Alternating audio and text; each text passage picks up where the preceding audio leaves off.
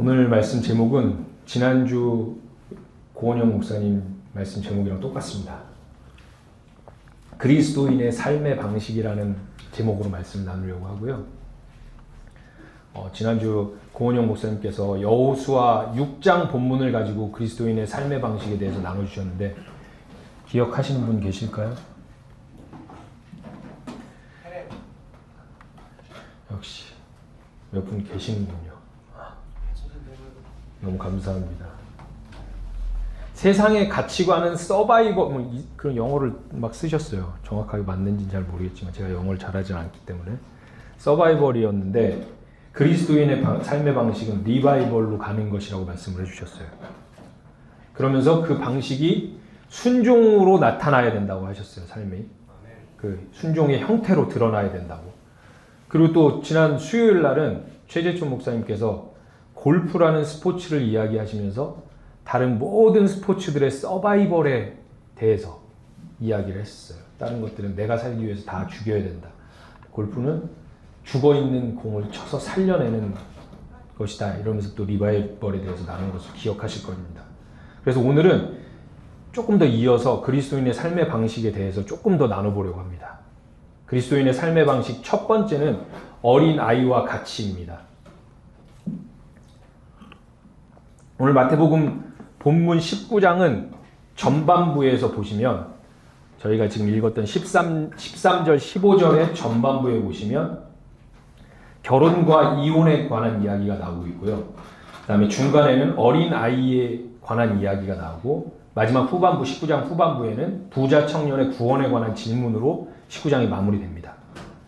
자, 이 19장의 전장인 18장의 내용이 그 다음에 20장의 내용, 후장 20장의 내용을 두 개를 통으로 봐야지 이 오늘의 본문을 이해할 수 있습니다. 이 내러티브 흐름을 읽어야지만 정확하게 이해할 수 있는 내용인데 독서 많이 하신 분들은 아실 거예요. 샌드위치 구조라는 그 구조를. 자, 보시면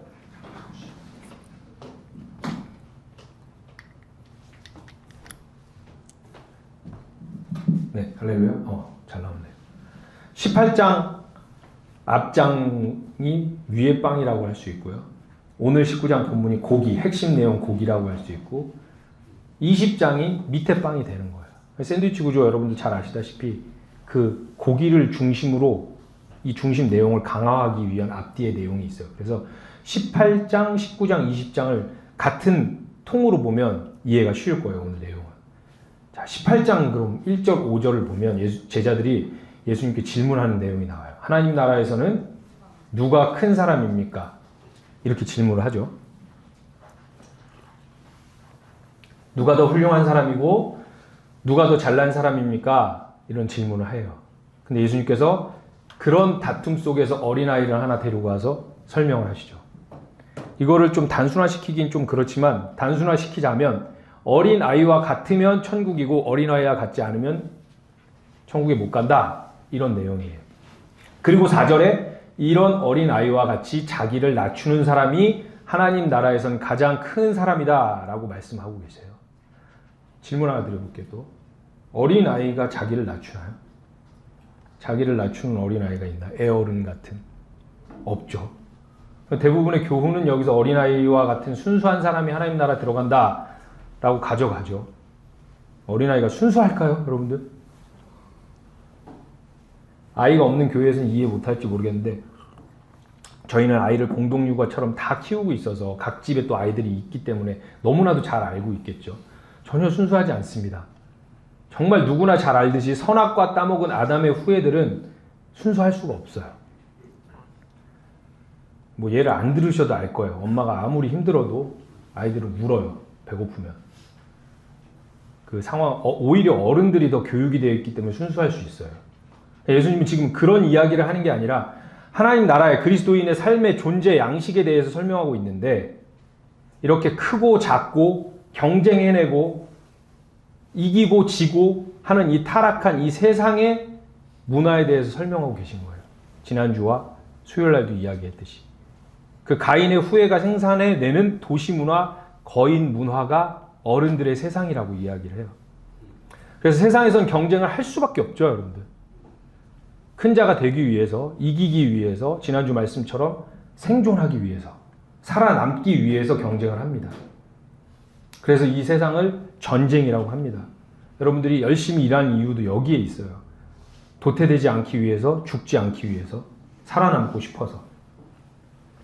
그런 면에서 이 세상을 봤을 때 이 삶이 모두 게임이고 경기죠. 지난주, 수요일, 주일 말씀에도 계속 나와요. 이 세상의 모든 경기는 상대를 죽여야 돼요. 내가 이기려면. 근데 우리는 아무렇지도 않게 그 스포츠를 즐기고 살아가고 있어요. 뭐 바둑, 창기, 격투기, 구기 종목, 뭐 포커, 그다음에 오디션, 음악 경연대회, 선발대회 모두가 등수를 정해놓고 남을 밟고 일어서야 되는 모습들이에요. 그런 것들이 세상에는 고착화돼서 그 가치 체계로 그대로 자라나고 있어요. 이겨야 되고 커야 되고 먼저 때려 눕혀야 되고 먼저 성공을 해야 되죠. 그런 게임 속에서 용서와 사랑과 믿음과 화해가 적용될까요, 과연? 게임을 하는데요, 여러분들 용서를 하면 어떻게 될까요? 정확합니다. 져요. 질 수밖에 없어요. 게임이 될 수가 없습니다. 지난주에 고원우 목사님 이런 얘기 하셨어요. 수능 때가 되면 기도를 하는데 이제 여러분들이 수준이 다 있으셔서 저희 자식이 붙게 해주세요. 그런 기도가 나쁘다고 생각하지는 않을 거예요. 인간의 기본적인 거고 그런 기도를 할 수 있고 그런 기도라도 할 수 있어야 돼요. 그러나 우리가 인식하지 못하는 게 하나 있는데 우리가 그런 기도를 해서 우리 자식이 합격을 한다면 아시죠, 여러분들? 정해져 있어요. 합격 인수는. 100명이 시험을 보는데 10명이 합격이 돼요. 그 10명 중에 한 명이 우리 자식이 들어가면 다른 한 명은 떨어져서 우는 아이가 생길 거예요. 그 이야기를 하셨어요, 목사님 그때. 그러니까 이거를 우리 안에서 우리는 무의식적으로 당연하다고 세상에서 살기 때문에 그냥 살아내고 있어요. 약육강식. 강하면 살아남는 거고 약하면 지는 거고 죽는 거야. 도태되는 거야. 그건 당연한 거야 라고 무의식에서 받아들이고 있죠. 이게 현대과학에서 얘기하는 진화론적 세계관이에요. 자, 이 큰 자의 싸움들이 우리의 종교와 일상으로 들어오면 여기서도 경쟁을 해요, 여러분들. 우리 교회에서는 안 하지만 다른 교회에서는 누가 더 열심히 기도하냐, 누가 더 헌금 더 많이 내냐, 누가 더 전도 많이 하냐, 누가 더 봉사 많이 하냐, 누가 더 목사님께 잘하느냐, 이걸로 경쟁해요, 여러분들. 기성교회에서 그래요. 많이들 그래요. 이제는 잘 아시다시피 이런 거 하지 말라는 뜻 아닌 거 아시죠? 안 하시는 분들은 좀 하세요. 제발. 안 하시는 분들. 이게 나쁘고 좋다 이야기하는 게 아니에요. 경쟁을 한단 말이죠. 그리고 그 경쟁의 성취 정도에 따라서 보상을 바라게 돼요. 사람은. 그게 인간이에요. 보상을 바라기 때문에 삐지는 거예요, 여러분들. 교회에서 삐지는 사람들은, 상처받는 사람들은 절대로 아무것도 안 하는 사람이 아니에요. 열심히 하는 사람들이 많이 삐지고 많이 상처를 받아요. 왜냐하면 인간은 대가를 바라기 때문이에요. 그 안에. 예수님처럼 아무 대가를 바라지 않고 생명을 주지 않아요. 진짜 많은 대가를 바라는 거 아니에요. 그냥 한마디 너 수고했다. 그 인정을 바래요. 근데 그게 없으면 상처를 받죠. 그래서 교회에서도 상급 이야기를 하는 거고 천국에 가면 하나님이 날 좀 더 많이 챙겨주시겠지. 날 좀 더 용서해 주시겠지. 이런 어른들의 이 세상의 사고 체계가 우리 안에도 있는 거예요. 그래서 오늘 18장 그 전반부의 제자들 역시도 누가 천국에서 더 큰 사람이냐고 싸우고 있었던 건데 예수님이 그때 어린아이를 하나 데려와서 설명을 하고 있죠. 여기서 어린아이의 특징을 하나 볼게요. 어린아이에겐 여러 가지 특징이 있는데 그중 하나가 철저하게 부모 의존적인 존재라는 거예요. 지난주에 고원영 목사님 말씀하신 순종 역시 바로 여기에서 해당이 되는 거예요. 순종은 그냥 군인이 복종하는 게 아니에요. 전적으로 내가 맡기고 의지하는 사람의 말이 옳다고 느끼기 때문에 순수하게 자발적으로 복종하는 거예요. 이건 어린아이에게 나오는 이야기예요. 정말 제대로 된 부모 밑에 있는 어린아이들. 우리가 하나님께 이걸 잘 적용하지 못하는 이유는 사실은 부모에 대한 상처가 있어요. 여러분들 잘 생각해 보시면 전적으로 내가 부모를 의지했을 때 그 부모에게 돌아오는 그 리액션이 잘못됐기 때문에 하나님에게도 하지 못하는 부분들이 꽤 많이 있어요. 근데 성경은 어린아이와 같은 자가 하나님 나라의 양식대로 삶을 살고 그리스도인의 삶의 방식이라고 이야기를 해요. 그 어린아이와 같은 부분은 철저하게 부모 의존적인 존재로 살라는 거죠. 그래서 성경은 부모와 자녀, 남편과 아내, 주인과 종의 관계를 통하여서 우리와 하나님의 관계를 설명하고 있어요, 여러분들. 아내들이여 남편에게 순종하라. 요즘에 참 안 맞는, 요즘 세대와 안 맞는 이야기죠. 남존 여비, 남자 우월주의를 얘기하는 게 아니에요, 여러분들. 남편은 예수님이잖아요. 그 순종하는 걸 배우는 거예요. 실제로 우리 육체에서도 자매들이 신랑에게 순종함으로써 그 예수님에게 순종하는 방법을 배우는 거예요. 자녀들이 부모에게 순종하면서 예수님에게 순종하는 방법을 배우는 거예요. 요즘에는 좀 안 맞죠. 남녀평등이 좀 심하게 나타나기 때문에 교회에서도. 남자가 뭐 더 잘났고 여자가 못났다는 이야기를 하는 게 아니에요. 여러분들. 자, 여기서 하나 거론해 드릴 것은 바울 서신에서 나오는 어린아이와 같이 바울이 이야기하죠. 이제 그만 어린아이와 같고 좀 자라나라 라고 이야기하는 거는 지금 이 어린아이와 특징과는 상관이 없어요. 여러분들 아시죠?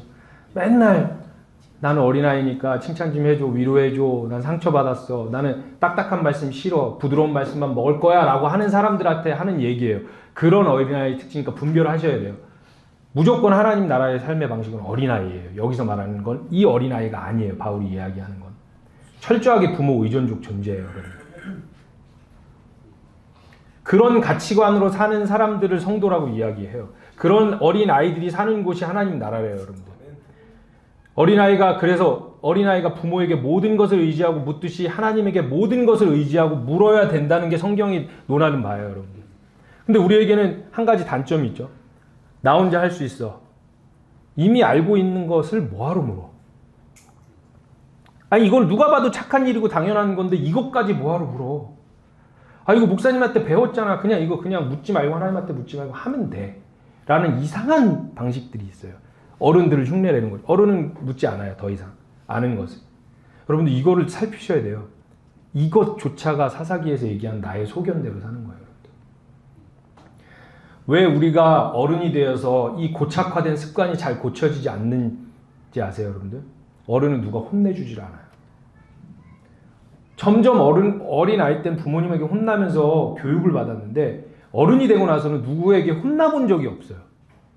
그래서 여러분들이 지적당하면 굉장히 힘들고 슬픈 거예요. 불편한 거고. 왜냐하면 지적받던 그 어린 나이의 시절이 지났고 이제 어른이 되어서 나는 스스로 잘한다고 생각하고 있는데 누군가가 나에게 지적을 했을 때 굉장히 불편한 거예요. 그래서 바뀌지 않는 거예요, 어른들은. 지적을 받아들여야 되는데 받아들일 수가 없는 거죠. 왜냐하면 내가 생각한 게 맞다고 생각하니까. 내가 생각한 게 정답이라고 생각하니까. 여러분들 잘 아시다시피 그리스도인들은 정말 끊임없이 생각해야 돼요.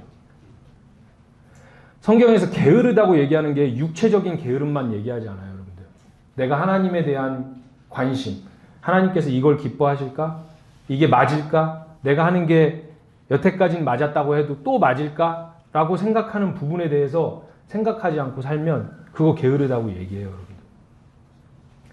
그래서 그리스도인의 삶의 방식은 어린아이처럼 하나님에게 전적으로 기대면서 전적으로 묻는 것입니다.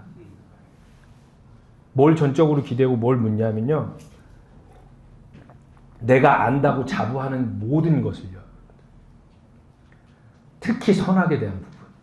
이거 되게 중요한 부분인데 여러분들. 인간의 첫 잘못이 뭐죠? 선악과예요. 선악한다. 하나님이 유일하게 하지 말라고 했던 거예요. 선악 판단은 내 몫이야. 근데 저희는 매일 선악 판단을 해요. 그리고 내가 알고 내가 배웠던 것들 살면서 그거를 선이라고 믿어요. 정확하게. 도덕적으로. 자, 여러분 질문해 볼게요. 살인하면 악입니까? 선입니까?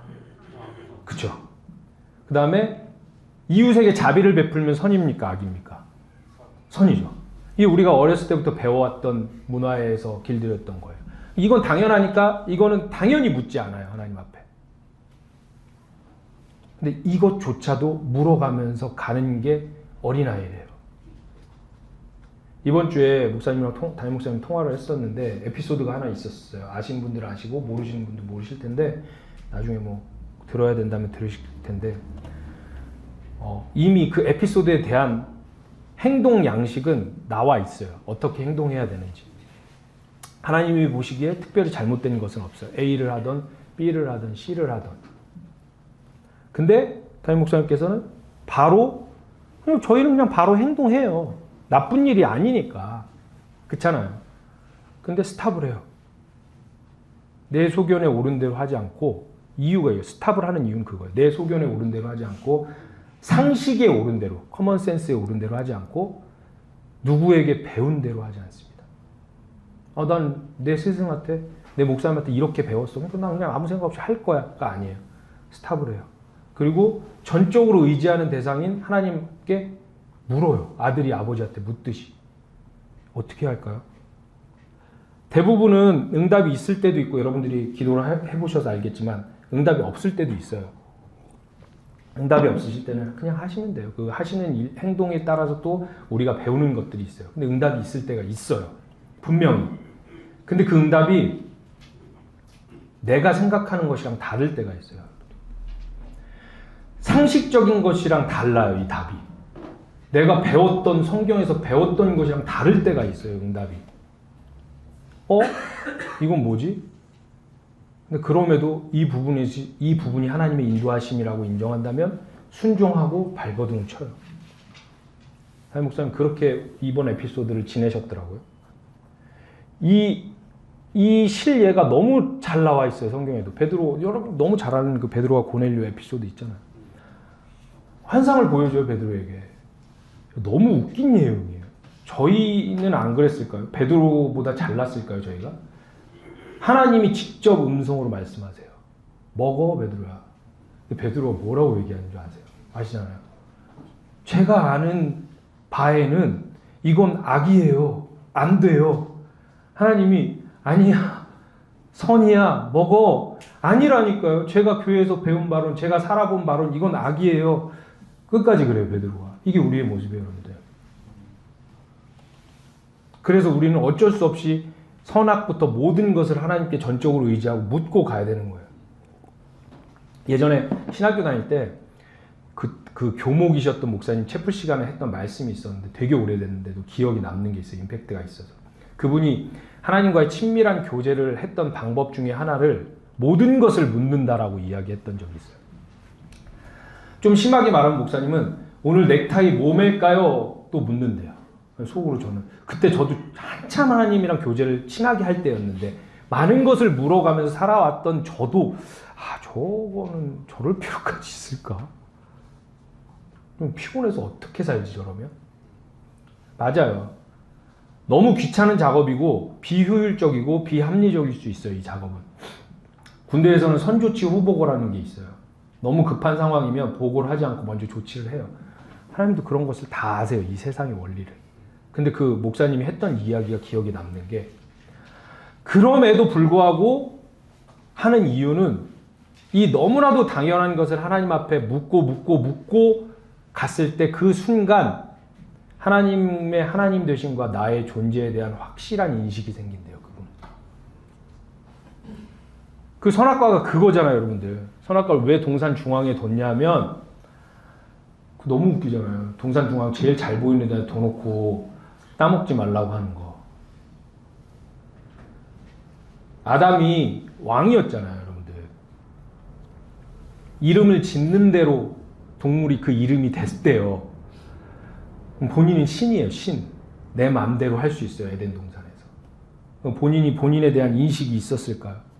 내가 피조물이라는 인식. 선악과 앞에 쓰면 그걸 알게 되는 거예요. 내가 왕인 줄 알았는데 내가 피조물이구나. 내가 죄인이구나. 나의 창조주가 계시는구나. 그 자기 인식. 목사님이 얘기했던 것도 그런 것과 똑같아요. 그 모든 당연한 것을 묻고 갈 때 내가 누군지에 대해서 알게 되고 하나님이 누군지에 대해서 알게 된다고 얘기를 하셨어요. 우리의 참 신랑이신 예수님도 인간의 삶을 사실 때 그렇게 하셨잖아요, 여러분들. 전적으로 하나님께 물었고 겟세마네 기도를 보면 우리에게 큰 임팩트를 주죠. 신이에요, 본인이. 근데 하기 싫어요. 무섭고. 그럼 여러분들은 어떻게 하시겠어요? 구원의 메커니즘이라는 게 있어요. 너무 신기하게. 이걸 계속 얘기하잖아요, 우리 교회에서. 구원은 메커니즘이 있어요. 이 설명서와 방법이. 이 방법이 아니면 구원이 되질 않는데요. 본인이 죽어야 된대요. 무조건, 대신. 근데 그 구원의 메커니즘 자체도 바꿀 수 있어요. 신이니까. 다 엎어버리면 돼요. 왜 안 돼요? 그가 주인인데. 근데 예수님 그렇게 안 하시죠. 조용히 물어요, 하나님 앞에. 그리고 정말 진정성 있게 기도하세요. 본인의 무서움과 두려움도 내려놓고 말씀하고 싫음도 말해요. 근데 결국에는 하나님의 뜻을 묻고 그 뜻대로 하기로 결정하죠. 크고 작은 갈등을 겪곤 하지만 결국에는 하나님을 선택해요. 우리 예수님이 그러셨어요. 하나님이 창세 전에 우리를 어린아이로 택해 주셨대요. 그래서 하나님만 의지하고 하나님만 바라보고 살아야 되는데 스스로 선악과 따먹고 난 이제 어른이야. 가끔씩 모르는 거 물어봐도 되지만 내가 아는 거는 내가 알아서 해야지 라고 어른 흉내내면서 살고 있는 게 우리의 모습이에요. 여러분들. 성경 전체를 보시면 여러분들 유목과 광야는 하나님 나라의 백성, 그리스도인의 삶의 방식을 보여줘요. 아벨은 벌판에서 양을 치면서 살죠. 언제 자연재해를 피해를 볼지 들짐승과 다른 종족이 공격해올지 모르는 상황에서 하나님만 전적으로 의지하면서 사는 환경이에요. 근데 그가 그대로 살아요. 얼마나 피곤하겠어요. 근데 가인은 어떻게 살죠, 여러분들? 그렇게 살고 싶지 않아요.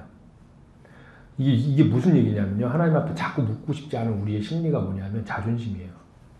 더럽고 치사한 거예요. 자꾸 의탁하고 부탁하기 싫기 때문이에요. 그래서 가인도 하나님이 좀 도와주셨으면 좋겠지만 평소의 삶은 내 삶 그대로를 만들고 싶어서 성을 쌓고 도시를 만드는 거예요. 그 성 안에서 모든 걸 해결할 수 있게 과학도 만들고 문화도 발전시켜요. 모든 사람들이 그 도시에 와서 살게 만들어요. 그 도시는 결국에는 하나님 필요 없어요. 이런 진화론적인 사고방식이 세상의 거인 문화 속에 살기 위해서 사람들은 분에 넘치게 소비를 하게 되죠. 이제 그거 채우려고 일에 몰두하게 돼요. 진정으로 진리와 자신에 대한 고찰할 시간 없고요. 이 세상이라는 틀에 맞춰서 평생 낭비하는 인생으로 사라지게 되죠.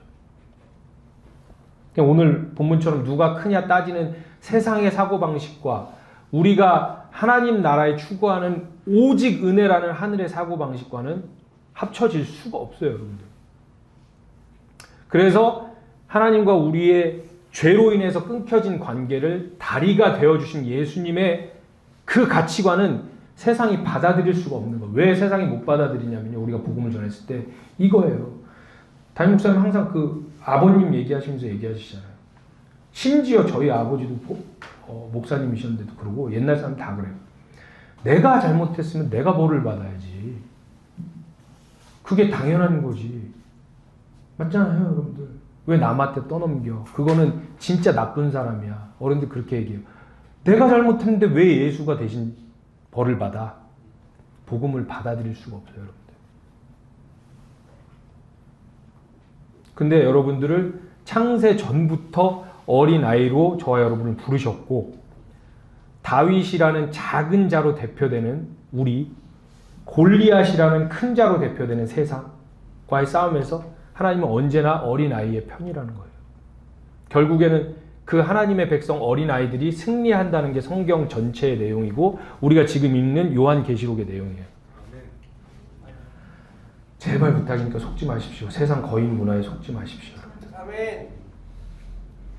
두 번째, 그리스도인의 삶의 방식. 두 번째는 하늘의 미랄입니다. 오늘 두 번째 본문 요한복음 12장 24절에 12장 내용 아시죠? 예루살렘에서 입성하시고 마지막이에요. 이제 예수님이 구원의 메커니즘에 대해서 이야기하시고 내가 왜 죽어야 되고 그 죽음에 대해서 말씀하시는 내용 중에 있는 본문이에요. 그럼 오늘의 이 본문에서 말하는 미랄은 예수님이죠. 본인 자신을 이야기하는, 본인이 죽어서 우리를 다 살리겠다는 거예요. 여기서 잠깐 환기시키면 여러분들 혹시 가훈이 있으신가요? 집에? 가운 있으신 분. 여기 세대가 틀립니다. 네. 죄송합니다. 너무 오래된 사람이라서. 요즘에 보니까 그런 것들이 없는 것 같아요. 가훈이라는 게. 근데 저 어렸을 때는 집집마다 모든 집에 가훈이 있었어요. 이 가훈, 뭐 그 집의 가르침 정도로 하면 될까요? 그리고 진짜 안타까웠던 게 초등학교에 이제 올라가서 새 학년이 되면 담임 선생님께서 꼭 한 명 한 명 다 가훈을 물어보셨어요. 사람들 앞에서. 그런 진풍경이 있었어요. 지금은 제가 조금 제 스스로는 남들과 똑같은 걸 싫어하는 성격이긴 하는데 초등학교 때만 해도 저는 튀는 걸 너무 싫어했어요. 남들과 똑같고 싶었고요. 다른 것에 대해서 창피함을 갖고 있는 그런 아이였어요. 이제 새학기가 돼서 담임선생님이 물어보죠. 개윤아, 너희 집 가훈은 무엇이니? 그러면 저희 집 가훈은 정직입니다.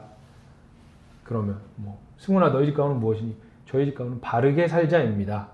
뭐 요런 뉘앙스들이 많이 나와요, 대부분.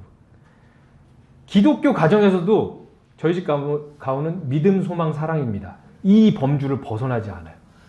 제 차례가 됩니다. 저는 주목받는 걸 굉장히 힘들어하는 아이였어요.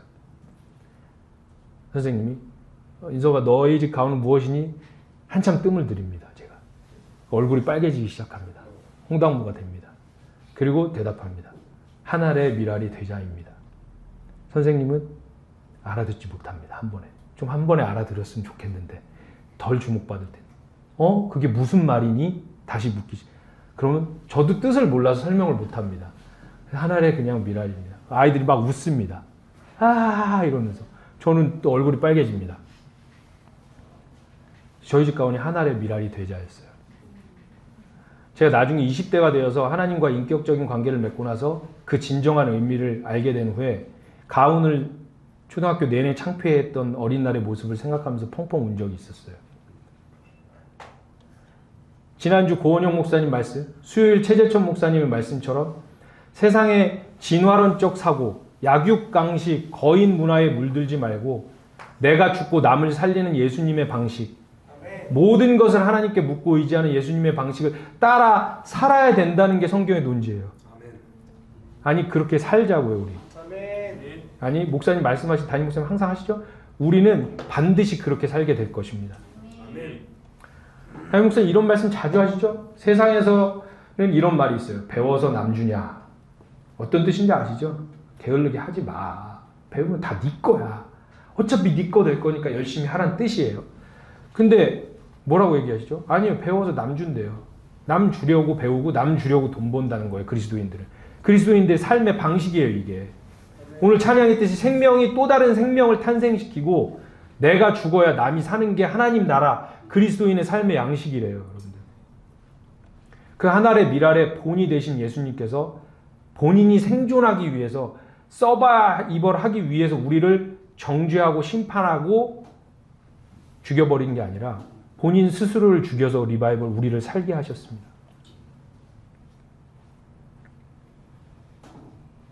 우리 역시 우리가 땅에 떨어져 썩어 죽어야만 수많은 생명의 열매를 맺을 수 있죠. 그리고 궁극적으로 우리가 그 끝을 추구하는 부활에 참여할 수 있는 거예요. 죽음이 없는 부활은 없습니다. 순서잖아요, 여러분들. 수학 공식이잖아요. 죽지 않는데 어떻게 부활을 동경하고 참여할 수 있겠습니까? 예수님의 죽음, 그 십자가에 동참하는 자가 예수님의 부활에도 동참하는 것입니다. 아멘. 잘 생각해 보세요, 우리가 이제 적용점이잖아요. 이번 주 또 적용해서 살아야 되는데 나를 좋아해 주던가 나를 인정해 주는 사람 좋아해요. 우리는 당연한 거예요. 죄성이니까. 반대로 또 내가 좋아하고 나랑 잘 맞는 사람한테 마음이 더 가고 더 잘해주는 게 당연해요. 그게 타락한 인성의 죄성이고 본성이에요. 근데 여기서 이걸 당연하게 여러분들이 받아들이시면 안 된다고 이야기하는 거예요. 점검하세요, 여러분들. 예수님이 이야기하셨어요. 내가 좋아하고 잘 맞는 사람한테 관심 주고 잘해주는 거는 얘들아 죄인들도 하는 거야. 자, 여러분들 세상에서 그렇게 안 좋게 보는 조직폭력배 힘으로 억압하고 불법하고 탈세하고 살인하고 강도하고 성폭행하고 때려 부시고 빼앗고 이웃을 억압하는 그들도 여러분들 가족들한테 진짜 잘해요, 여러분들. 마누라 막 팰 것 같죠, 주주폭력배가? 아니에요. 와이프한테 잘하고 누구보다 잘해요, 와이프한테. 아들한테, 딸한테 잘한단 말이에요. 이게 예수님이 시사하는 바예요. 그 누가 못하냐? 조직폭력배 하는 거 그걸 하고 앉아있니? 이게 바로 세상에서 사는 삶의 방식이고 내 마음대로 내 소견대로 사는 사사기의 삶이에요, 여러분들. 우리가 만약에 그때 성경 공부 때 얘기했듯이 보아스의 헤세드를 받은 룻이라고 생각한다면 우리를 죽여서 상대를 살려야 돼요, 여러분들. 그게 이웃사랑을 실천하는 그리스도인의 삶의 방식인 것이에요. 여러분들 이웃은 멀리 있지 않아요, 여러분들. 멀리 보지 마세요. 제발. 먼저 자신의 가족, 부모, 부부, 자식, 교회 식구들부터 먼저 생각하세요. 여기서 적용하고 열매를 맺고 멀리 보세요. 여기에 열매가 있으셔야 돼요, 여러분들. 복음은 예루살렘, 사마리아, 그 다음에 땅끝으로 가는 거예요, 여러분들. 저부터 열심히 하겠습니다. 정말 해보겠습니다. 우리 본으로 보이신 예수님 따라갑시다. 그게 제자이지 않습니까, 여러분들? 집사님 반주 부탁드리겠습니다. 결론입니다. 그리고 오집사님은 요거 나오셔서 여기 봉투에 있는 쌀이 들어있어요. 황금쌀. 이걸 한 명 한 명 좀 나눠주세요. 저희 인원수만큼 가져왔으니까 황금쌀을 한 명씩 나눠주시면 감사하겠습니다. 쌀을 튀어 순금이에요. 순금. 먹으면 안 돼요. 식용금이긴 한데 그냥 이렇게 관상용으로 두는 거예요. 하나를 밀어서 이렇게 튀어와야 돼요.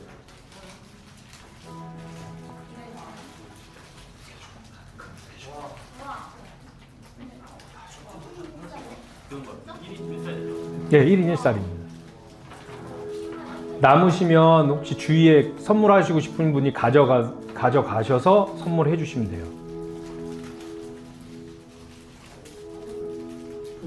목이라고 써져 있는데요? 그거 이제 설명해 드릴게요.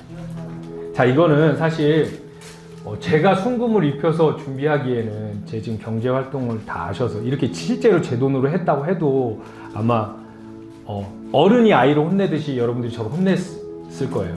제가 한 건 아니고 저희 회사의 이벤트 상품 중에 하나였는데 이제 그들은 세상의 목적으로 이것을 갖고 있으면 돈이 들어온다, 재물운이 들어온다는 목적으로 드렸겠지만 오늘 저는 일주일 동안 갖고 계시면서 저희가 그 미라리 댐에 대해서 까먹을 때마다 한번 기억하셨으면 좋겠어요. 그 중근동 지방은 미리 주식이니까 미라를 얘기했겠지만 예수님이 동북아시아 사람이었으면 쌀로 비유를 하셨을 거예요. 한 알의 쌀알이. 그리고 여러분 잘 아시다시피 금박은 예수님을 의미하는 거 아시죠? 레위기의 모든 기명들은 금으로 입혔어요. 부족한 우리를 예수님으로 입히는 거예요. 순금이니까 잘 가지고 계시면서 그런 의미로 하셨으면 좋겠어요. 참 신기하죠, 여러분들. 자연이라는 게. 자연을 만든 이유가 물론 우리가 누리고 예쁘다, 누리는 거 너무 좋아요. 하나님 누리길 바라세요. 그런 것도 있지만 사실 그 안에 모든 복음이 있다고 로마서에 이야기를 해요.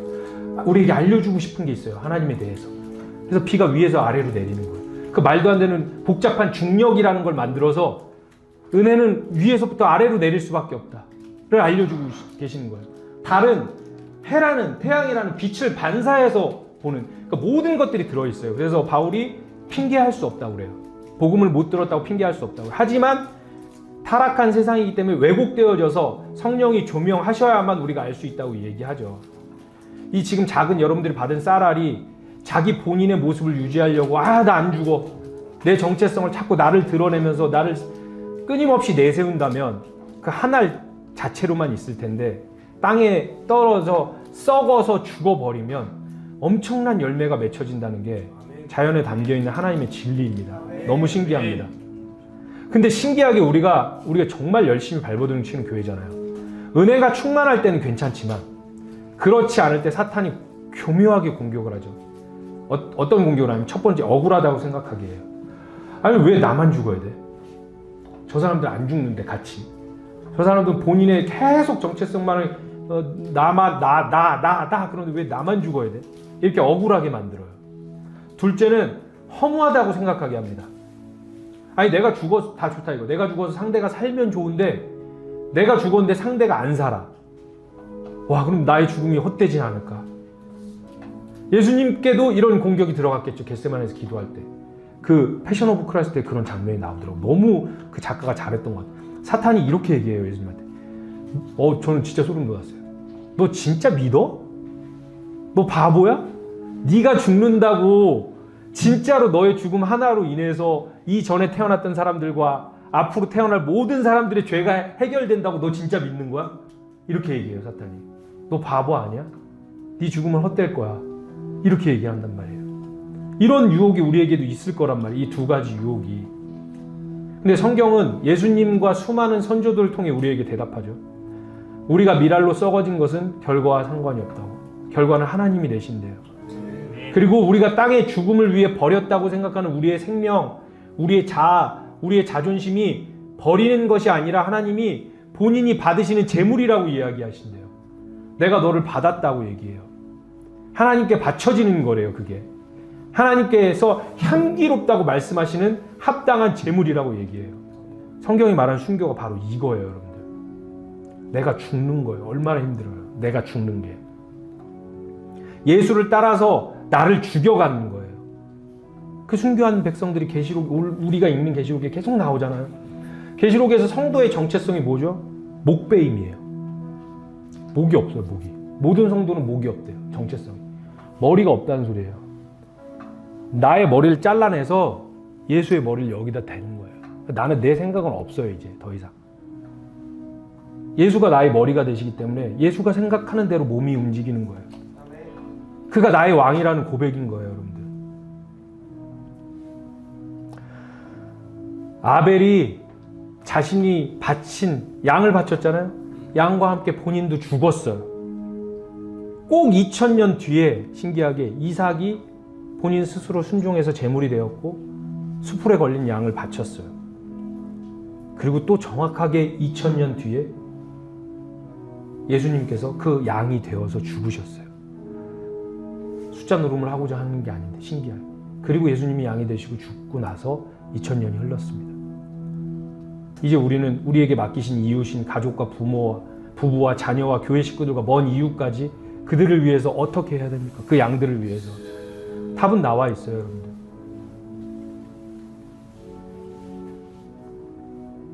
저는 이번 주에 그런 삶을 저와 여러분들이 살아서 그 열매가 성탄절에 풍성하게 있었으면 좋겠어요. 이번 주 진짜로 이 황금살을 까먹을 때마다 한 번씩 보면서 세상에서는 재물운이라고 이야기를 하지만 우리에게는 진짜 복인 예수님의 그 생명의 열매를 생각하면서 우리의 죽음이 헛된 게 아니니까 하나님께 바쳐지는 재물이니까 그 기억을 떠올리면서 우리가 죽어서 남을 살리는 그리고 모든 것을 하나님께 묻고 가는 그런 그리스도인들이 되기를 그리스도 예수의 이름으로 축복하며 말씀 마치겠습니다. 기도하겠습니다. 감사합니다. 하나님. 아버지 부족한 종을 통하여서 하나님의 말씀이 나왔습니다.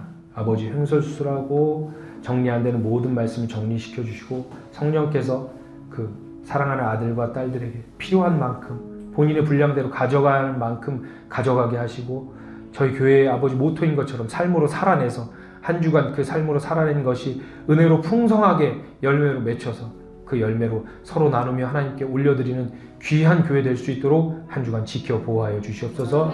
이 시간 이후도 주님께 모든 것을 맡깁니다. 살아계신 예수 그리스도의 이름으로 기도하옵나이다. 아멘.